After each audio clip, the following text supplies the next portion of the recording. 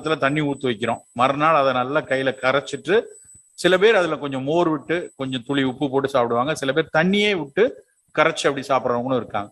இந்த நீராகாரத்தில் உடலுக்கு உள்ள இருக்க நம்ம குடல்ல இருக்கக்கூடிய நல்லது செய்யற பாக்டீரியாஸை வளர்க்கக்கூடிய தன்மை ப்ரோபயாட்டிக்னு சொல்லுவோம். அந்த ப்ரோபயாட்டிக் தன்மை இந்த நீராகாரத்துல நிறைய இருக்கு. அதோட அந்த நீராகாரத்திலேயே நல்லது செய்யக்கூடிய லாக்டோபாசிலஸ், சால்மோனெல்லா மாதிரியான பாக்டீரியாஸ் அதுல இருக்கு.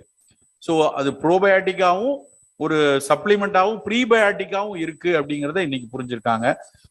அதோட இந்த IBS IBDன்னு 2 நோய் இருக்கு. இரிட்டபிள் பவல் சிண்ட்ரோமாங்க. சாப்பிட்ட உடனே டாய்லெட் போறது, சில பேருக்கு மோஷன்ல சீதம் போறது, அப்புறம் நிறைய சளி மாதிரி போறது, இதெல்லாம் குணப்படுத்தக்கூடிய ஆற்றல் நீராகாரத்துல இருக்கு அப்படின்னு இருக்காங்க. ஸோ நீராகாரம் மிக மிக சிறப்பான ஒரு உணவு.